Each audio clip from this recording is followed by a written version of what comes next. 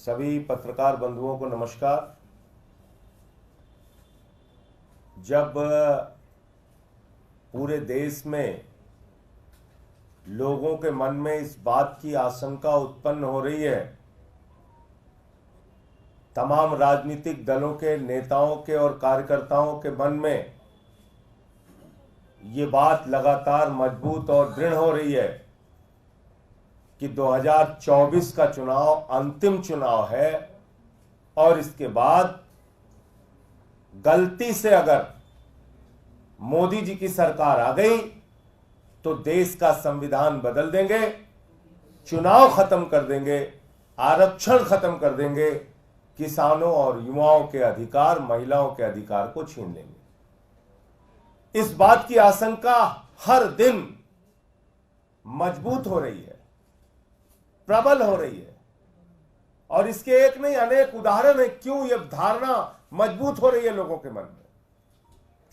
आपको याद होगा, देश के गृह मंत्री ने एक बयान दिया। उन्होंने कहा, साहब 50 साल तक बीजेपी राज करेगी। 50 साल तक। कहां से आई ये बात उनके दिमाग में? क्या योजना है उनके मन में?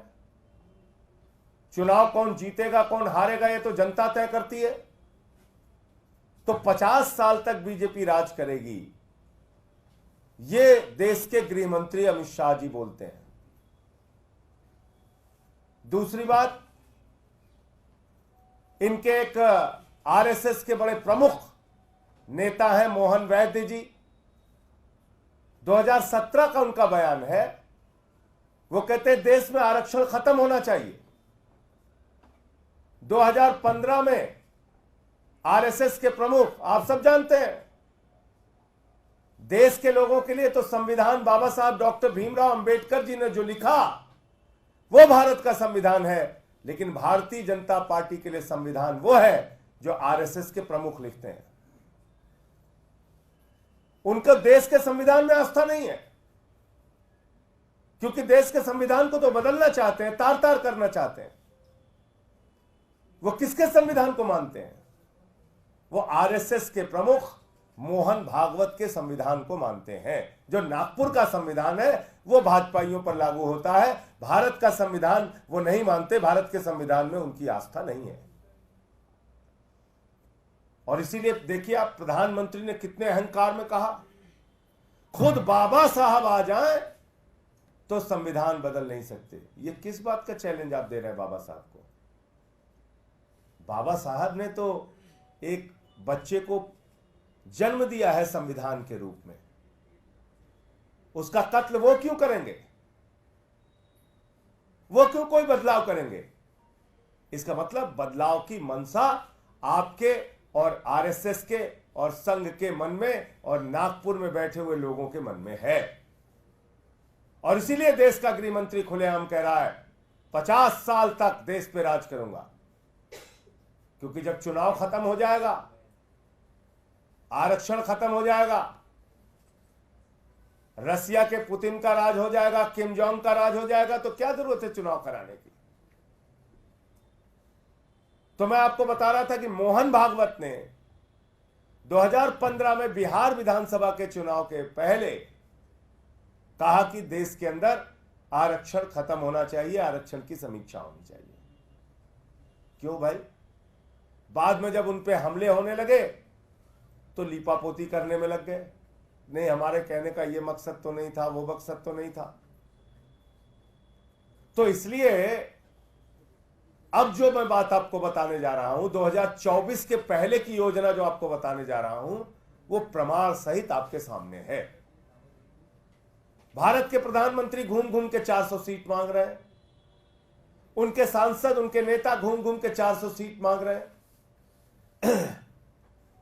ये 400 सीट उनको अपने काम पे नहीं चाहिए, इस बात पे भी नहीं चाहिए कि उन्होंने बेरोजगारों के लिए क्या किया, नौकरियां दी कि नहीं दी, महंगाई कम किया कि नहीं किया, किसानों की आय दोगुना हुई कि नहीं हुई, सबको पक्का मकान मिला कि नहीं मिला, काला धन आया कि नहीं आया, 15 लाख खाते में गया कि नहीं गया। इन सवालों पे वो चुनाव में वोट नहीं मांग रहे हैं, अपने किसी काम की चर्चा नहीं करते। इलेक्टोरल बॉन्ड के भ्रष्टाचार हो, चाहे नोटबंदी का भ्रष्टाचार हो, किसी मुद्दे पर चर्चा नहीं करते वो। चाहे पूंजीपतियों का 15 लाख करोड़ माफ करना हो, किसी मुद्दे पर चर्चा नहीं। क्या 400 सीट दे दो, संविधान बदलना है। 400 सीट दे दो, संविधान बदलना है। और ये इनके अयोध्या के सांसद लल्लू सिंह जी एक सभा में खुलेआम कह रहे हैं 400 सीट इसलिए चाहिए कि संविधान बदलना है। ज्योति मिर्धा भारतीय जनता पार्टी की सांसद की प्रत्याशी कहती है 400 सीट चाहिए इसलिए कि संविधान बदलना है। अनंत हेगड़े जो पूर्व केंद्रीय मंत्री है बीजेपी सरकार के, वो कहते हैं 400 सीट दे दो, संविधान बदलना है। और अभी जो ताजा मामला आया है वो मेरठ के प्रत्याशी जो सीधे तौर पे प्रधानमंत्री नरेंद्र मोदी जी के प्रत्याशी हैं, अरुण गोविल जी। अरुण गोविल जी बयान दे रहे हैं 400 सीट चाहिए, संविधान बदलना है। तो आप भारत का संविधान बदलना चाहते हैं? इस देश के 85% लोगों को जो अधिकार मिला है, दलितों को, पिछड़ों को, आदिवासियों को, अल्पसंख्यकों को जो अधिकार मिला है, आरक्षण का अधिकार, वो आप उनसे छीनना चाहते हैं। नौजवानों को जो अधिकार मिला है वो आप छीनना चाहते हैं। किसानों की एमएसपी का जो अधिकार मिला है वो आप छीनना चाहते हैं। जो एक वोट का अधिकार मिला है जिसके कारण बड़े बड़े नेता, बड़े बड़े प्रधानमंत्री, मुख्यमंत्री जनता के सामने सर झुकाते हैं, वो अधिकार आप छीनना चाहते हैं। क्या मंशा है आपकी संविधान बदलने से? क्योंकि हमने देखा है संविधान बदल के आपने क्या किया दिल्ली के अंदर। सुप्रीम कोर्ट के 5 जजों के फैसले को आपने दिल्ली में सर्विसेज के मामले में जो फैसला था उसको देश के अंदर, संसद के अंदर बदल दिया। जब चुनाव आयुक्त की नियुक्ति में मुख्य न्यायाधीश को रखा गया, उस फैसले को आपने संसद में बदल दिया। तो आपकी मंशा जाहिर है, आप नागपुर का संविधान इस देश में लागू करना चाहते हो। और मैं आपसे कहना चाहता हूं, भारत का संविधान बाबा साहब डॉक्टर भीमराव अंबेडकर के द्वारा लिखा गया संविधान, उससे अगर कोई छेड़छाड़ करने की कोशिश करेगा तो उसके खिलाफ जान की बाजी लगा के हम लोग लड़ने का काम करेंगे। बाबा साहब के संविधान से छेड़छाड़ करने नहीं देंगे, आरक्षण खत्म नहीं करने देंगे, आपको किसानों के हक नहीं मारने देंगे, युवाओं के हक नहीं मारने देंगे। आपने संविधान बदला है, ट्रेलर दिखाया है 2019 से 24 की सरकार में, और 24 में आपने जीतने के बाद मन बना लिया है कि आप आरएसएस का, संघ का और नागपुर का संविधान देश में लागू करेंगे, जो संविधान कहता है आरक्षण तो खत्म होना चाहिए। मोहन वैद्य जी को तो आप जानते होंगे, सुनाइए भाई मोहन वैद्य जी का स्टेटमेंट।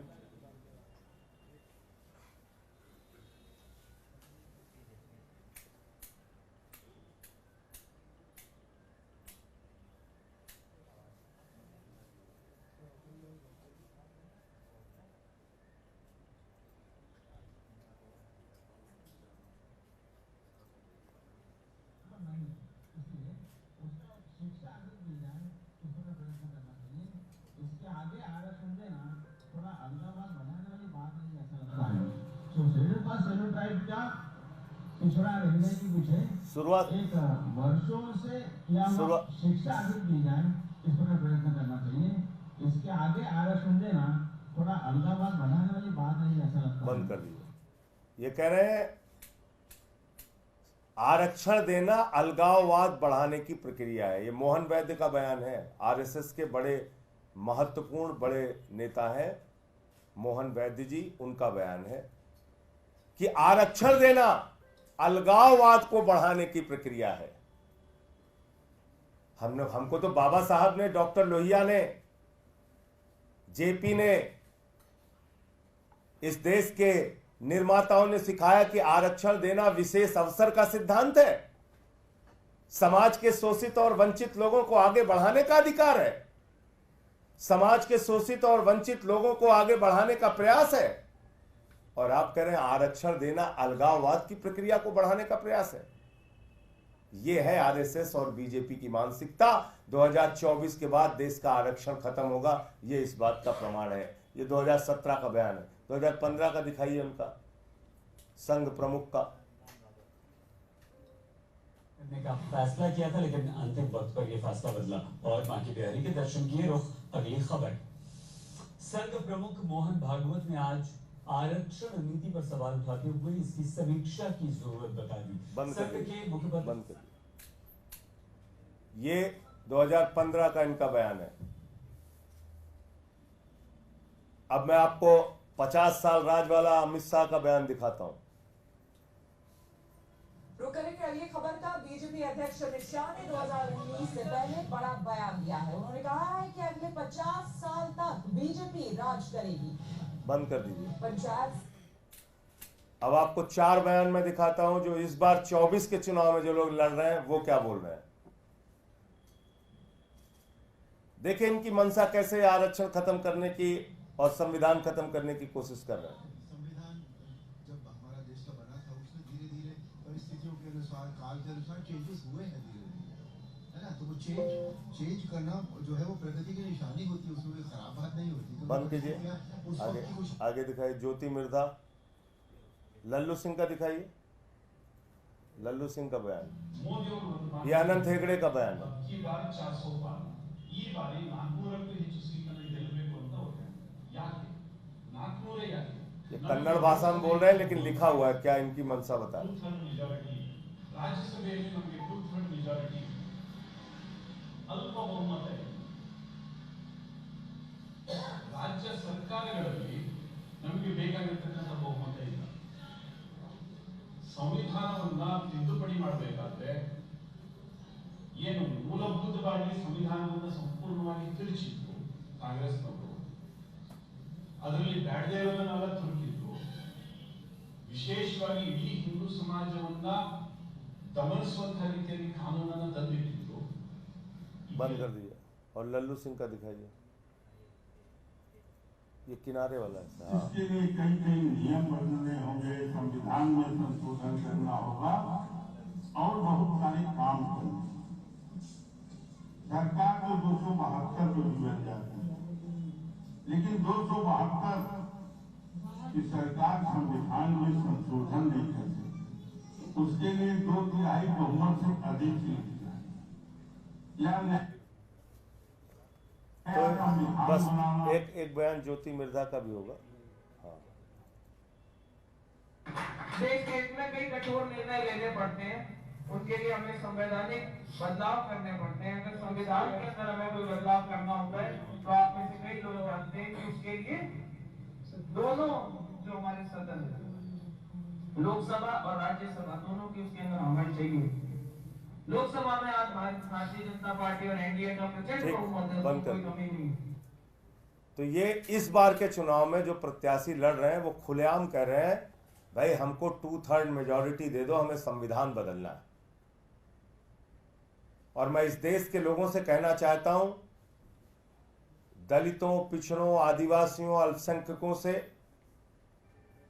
और इस देश के लोगों से भी कि सावधान हो जाइए। इस देश के 140 करोड़ लोग कृपा करके सावधान हो जाएं।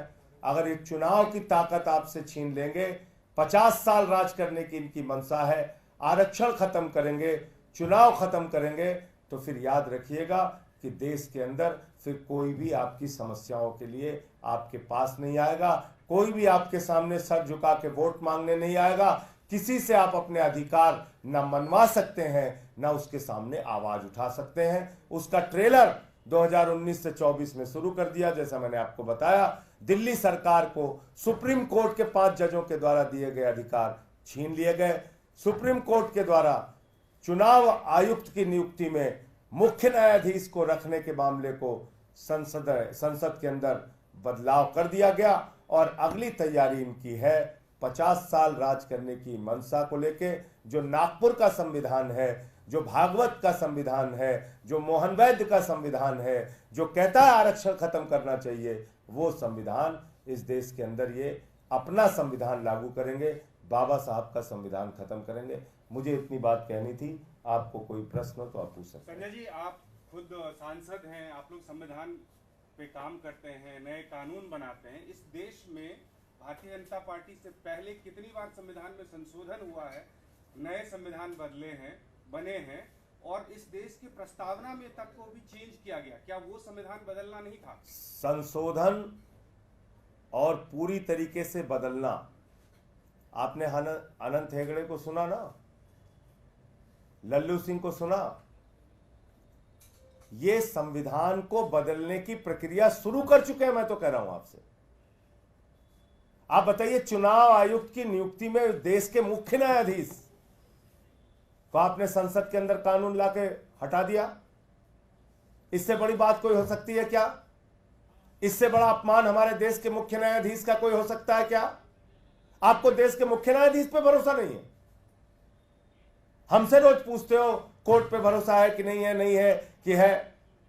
और देश के सुप्रीम कोर्ट को जिस चुनाव आयुक्त की नियुक्ति के सिलेक्शन कमेटी में रखा गया, वहां से आपने उनको निकाल दिया। एक तो अपमान भी किया, दूसरा आप भरोसा नहीं करते। चलिए, 5 जजों की खंडपीठ ने 5-0 से 5-0 से दिल्ली के हक में, एक राज्य के हक में अपना फैसला दिया कि सर्विसेज रहनी चाहिए। 2 करोड़ लोगों के हक में फैसला दिया। आपने संसद के अंदर उसको बदल दिया। तो इनको मेजॉरिटी जो 400 की बात कर रहे हैं, उसके पीछे देश में 50 साल राज करने की, चुनाव को खत्म करने की, आरक्षण को खत्म करने की इनकी मंशा है। देश के अंदर फिर कोई सर उठा के इनके सामने नहीं रह पाएगा। अभी मुख्यमंत्रियों को पकड़ पकड़ के जेल में डाल रहे हैं। धन्यवाद। एक सवाल और है भैया, जिस तरीके से पार्टी इस वक्त मुश्किल की घड़ी में है, ऐसे में तमाम जो सांसद हैं, जो पार्टी ने जिनको राज्यसभा भेजा, 10 सांसद हैं, लेकिन आप और संदीप पाठक के अलावा और सांसद जो है वो फ्रंट फुट पर नहीं दिखाई देते। देखिए, ऐसा है कि ये विषय कई बार आप लोग उठा चुके। जो हमारे सांसद थे वो अभी मिलने भी गए थे केजरीवाल साहब के घर पे, और भाभी जी से, सुनीता जी से उन्होंने मुलाकात भी की है।